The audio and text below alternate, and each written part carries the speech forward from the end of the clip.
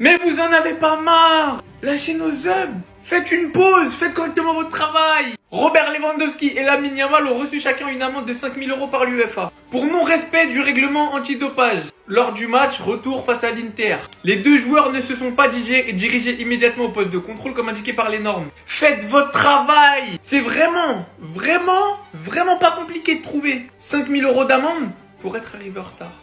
Non, parce que ça fait des articles qui laissent planer le doute, qui laisse sous-entendre que Lamine Yamal et Robert Lewandowski pourraient avoir été dopés lors de ce match. Alors que non, la réalité est tout autre. Ils sont juste arrivés en retard. Dans la foulée, on a également appris qu'ils ont mis 3 amendes. Donc une première à Lewandowski et Lamine Yamal pour quelques minutes de retard.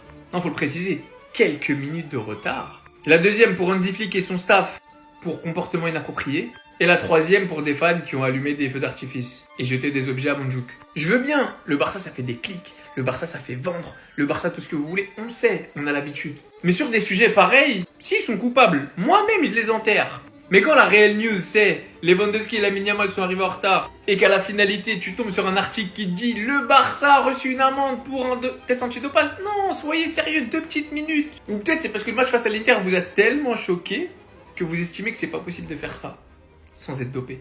Non, c'est flatteur au final. On vient de se faire arroser par l'UEFA, mais les pages foot, vous êtes bons. Parce que quand on lit l'information comme ça, l'UEFA a sanctionné Lamine Yamal et Lewandowski d'une amende de 5 000 € chacun pour avoir enfreint le règlement antidopage après le match contre l'Inter en Italie. On a l'impression que c'est une dinguerie. Alors qu'en fait, Lamine Yamal et Lewandowski n'ont pas respecté les instructions de l'agent de contrôle antidopage et ne se sont pas rendus immédiatement au point de contrôle après le match retour contre l'Inter, ce qui a entraîné des amendes. Au passage, Hansi Flick et son adjoint ont été punis d'une amende de 20 000 € et d'une suspension d'un match dans les compétitions interclubs de l'UEFA pour avoir violé les principes généraux de conduite et les règles de base d'une conduite décente. Et le Barça a été condamné par l'UEFA à une amende de 5 250 € chacun pour avoir jeté des objets et de 2 500 € pour avoir allumé des feux d'artifice lors du match contre l'Inter. Hier, on a eu le départ d'Inigo Martinez comme ça. On a appris que c'était Gérard Martin son remplaçant. Aujourd'hui, on a appris la blessure de Lewandowski. On a appris la blessure d'Olmo. Et là, on vient de se faire arroser par l'UEFA. Qu'est-ce que vous voulez que je vous dise, les gars? C'est une journée banale dans la peau d'un Barcelonais. Mais moi, quand j'ai lu ça comme ça, j'ai rigolé tout seul. Mais sinon, il y a une bonne nouvelle, c'est qu'on est sur le point de signer le défenseur des jeunes de l'Atlético Madrid, Jerónimo Spina. Peut-être que dans la tête de Deco, c'est lui qui va remplacer Inigo, je sais pas. Dites-moi vous en pensez en commentaire, les gars, n'hésitez pas à vous abonner, vous êtes des bons, nous, on avance. Si ça ne suffisait pas pour enchaîner les mauvaises nouvelles, le Barça, Flick et plein d'autres ont été sanctionnés. Certains débiles et illettrés ne savent pas lire vont penser que Lamine Yamal et Lewandowski sont dopés. De toute façon, les Madrilènes, je pense que cette célébration, vous la connaissez très bien. Rafinha vous a répondu comme ça avec votre fameuse théorie farfelue de votre soi-disant ancien médecin qui nous a expliqué que Rafinha et certains joueurs du Barça étaient dopés suite à leur bandage pour cacher les piqûres ou je ne sais quoi. Enfin bref. Bah là, maintenant, le journal Marca, un journal madrilène, a décidé de nous faire un putaclic de malade en mettant ça en première page pour attirer tout le monde, alors qu'à l'intérieur il parle de plein de trucs différents. Alors pour ce qui intéresse tout le monde, les soi-disant dopés Lamine Yamal et Lewandowski, l'UEFA a infligé 3 amendes au Barça aujourd'hui. Une pour Lamine et Lewandowski arrivant quelques minutes en retard à un contrôle antidopage. Donc c'est pas qu'ils sont dopés, c'est qu'ils sont arrivés en retard à leur contrôle antidopage, bande d'illettrés. Un pour comportement inapproprié de Hansi Flick et de son équipe pendant le match. Et un autre pour les supporters allumant des feux d'artifice et jetant des objets au Montjuic. Franchement les gars, vous ne savez plus quoi croire et vous verrez les gars sur cette application, sur les réseaux, tout le monde nous expliquera que Lewandowski et Lamine Yamal se sont dopés alors qu'ils sont juste arrivés en retard à leur contrôle antidopage. Enfin bref. Sinon vous les gars, vous en pensez quoi? Rano sur sa façon s'ennuie. Lamine Yamal et Robert Lewandowski ont été sanctionnés d'une amende de 5 000 € par l'UEFA. Pourquoi? Parce qu'à la suite du match face à l'Inter Milan, ils n'ont pas respecté les règles du contrôle antidopage. Ils ne se sont pas rendus immédiatement au poste de contrôle. Qu'est-ce que ça veut dire ça? Ils sont partis au vestiaire mettre un produit pour effacer les traces, c'est quoi? Et malgré le dopage, les Barcelonais vont me tomber dessus, c'est ça le problème. Si je parle trop, les Barcelonais vont tomber dessus, alors que j'aime bien le Barça. Mais en fait, les Barcelonais n'aiment pas entendre la vérité. Ils pensent que si, comme t'aimes bien le Barça, tu dois dire que du bien du Barça. C'est ça le problème. Donc est-ce que je dois le dire? Bon, je le dis. Malgré qu'ils aient été... Ils sont partis au vestiaire mettre un produit effaçant. Ils ont perdu. Du moins, ils ne se sont pas qualifiés. Je sais pas si c'était le match aller ou le match retour. Donc les deux là, ils avaient des choses à cacher. Ils avaient des choses à cacher. Ils sont allés au vestiaire d'abord. Ils sont pas allés direct au contrôle. Faut m'expliquer. Moi, je sais pas. Après, bon, 5 000 €, c'est rien. Pour eux, c'est rien à leur niveau. Pour nous, c'est beaucoup.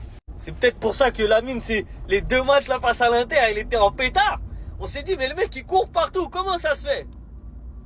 peut-être on a un début d'explication. Les Barcelonais, ne tombez pas dessus, on est ensemble. On est ensemble. C'est du second degré, on s'en fout. On a kiffé les matchs qu'il a fait, tranquille. Les mauvaises nouvelles s'enchaînent pour nous. On a Lewandowski qui s'est blessé à l'entraînement, qui sera absent lors du match du Gamper. En soi, c'est pas une grosse blessure, mais on parle d'une fatigue musculaire. On a également l'information comme quoi Araujo fera le fameux discours lors du match du Gamper, vu que c'est le nouveau capitaine. On a également une autre information comme quoi Cubarsí a récupéré le numéro 5 de Inigo Martinez. La saison n'a pas commencé, les gars. La saison n'a pas encore commencé. Pour l'instant, 2 blessés au Barça, dont un où on n'a pas forcément plus d'informations que ça. Mais Robert Lewandowski, lui, sera absent pour le match au Gamper. Donc il est dit que le Polonais ressent une gêne musculaire au biceps fémoral de la cuisse gauche. Et sa progression déterminera sa disponibilité. Donc il n'est pas exclu qu'il ne soit pas là sur le premier match de la Liga. Dani Olmo ne s'est pas entraîné en raison d'une surcharge. Doute sur le match contre Com. Ces informations-là, on sait la plupart du temps que le joueur ne commencera pas titulaire en tout cas. Et peut-être une absence à prévoir. Ça ne m'inquiète pas au vu de la profondeur de banc qu'on a. Ça m'inquiète sur les entraînements d'Hansi Flick finalement. Parce que bon, j'ai l'impression que les joueurs ils s'entraînent trop finalement. Sur une semaine de 7 jours, tu as des entraînements 5 voire 6 jours dans la semaine. Et on parle souvent d'entraînement 2 fois dans la journée. Pas juste le matin ou le soir. Donc est-ce que cet entraînement physique, finalement il ne pourra pas se retourner contre nous? Bonne question. Sachant que les joueurs qui sont blessés, c'est des joueurs assez fragiles. Robert Lewandowski était absent pour les doubles confrontations contre l'Inter. Olmo s'est blessé au sein de la saison, donc c'est des joueurs qui ont connu des blessures auparavant. Donc bon, après le départ d'Inigo Martinez, on a encore des problèmes. Et les gars, c'est grave, c'est grave. Le Barça, c'est comme ça. On est, en tant que supporter du FC Barcelone, sans avoir de mauvaises nouvelles. Juste une journée. Hier, on en a eu 2. Enfin, pour certains 2. Hier, on a eu le départ de Inigo et Araujo qui devient capitaine. Et là, aujourd'hui, je me réveille. Officiel. Lewandowski a forfait pour le trophée Gamper. Il a une gêne musculaire. Son retour sera déterminé par l'évolution de sa gêne. Chaque fois qu'on prend nos téléphones, chaque fois que je prends mon téléphone et que je rentre sur les réseaux, il y a toujours une mauvaise nouvelle qui concerne le FC Barcelone. Tous les jours. Mais heureusement, Tonton Flick a tout prévu. Et moi, ça me plaît cette idée. C'est exactement ce que je voulais pour Rashford. Flick voit désormais Rashford comme une véritable option pour le poste de numéro 9. J'aime ça. Il a pris sa décision après les matchs amicaux et de nombreuses séances d'entraînement. Rashford en tant que numéro 9 au FC Barcelone.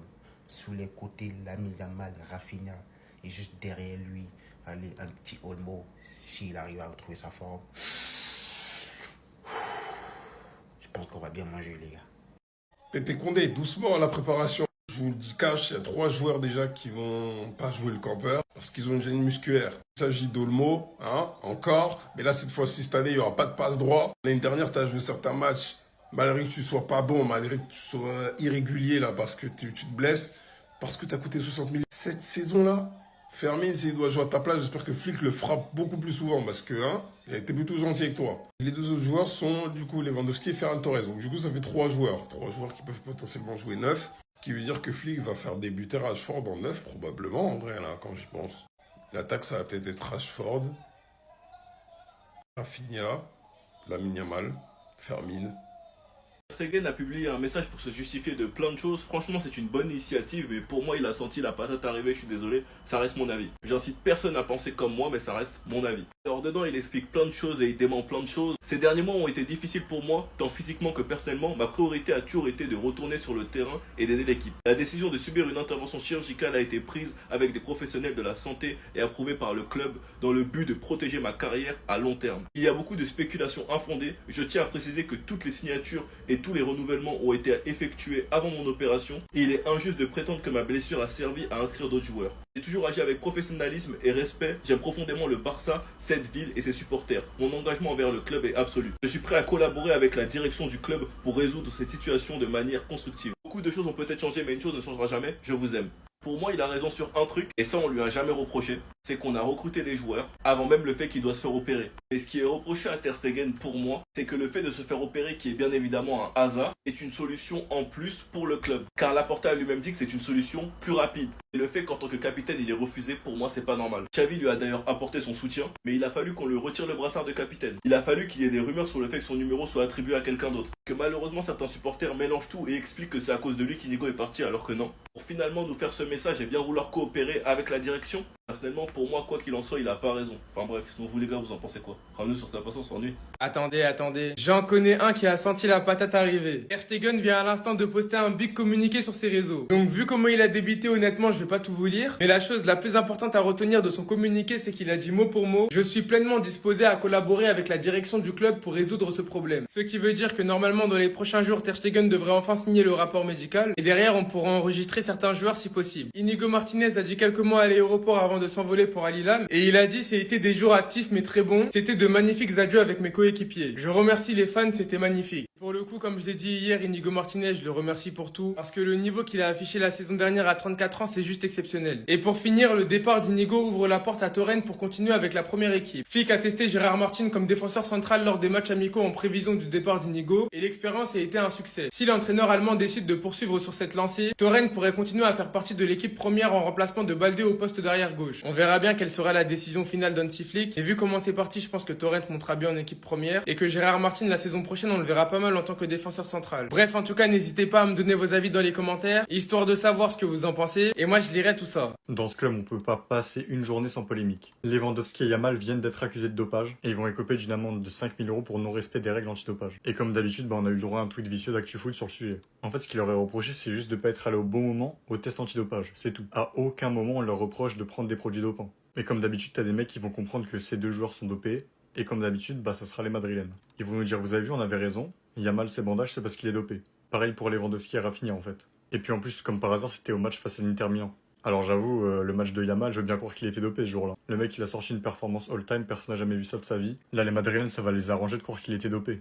Par contre, Lewandowski, vu la perf qu'il a lâché, ça m'étonnerait qu'il soit dopé. De toute façon, les comptes de foot sur Twitter, ils aiment trop mettre le nom du Barça dans tout et n'importe quoi. Ils vont te faire des tweets vicieux avec des tournures de phrases bizarres pour te faire croire qu'il y a quelque chose de négatif sur le club. Et puis de toute façon, ça marche parce qu'il y en a toujours qui tombent dans le panneau. En fait, les médias, ils veulent nous rajouter des problèmes alors qu'on en a déjà. Les gars, laissez-nous tranquilles, on a d'autres choses à gérer là. Notre meilleur défenseur vient de se barrer et notre capitaine refuse de libérer du fair play financier avec sa blessure. Sans parler de ce qui se passe avec le stade, tous les jours ça change, est-ce qu'on va revenir, est-ce qu'on va pas revenir. Et puis aussi le fair play financier. Donc pour tous ceux qui pensent que Yamal et Lewandowski sont dopés, les gars, lâchez ça. Apprenez juste à lire en fait.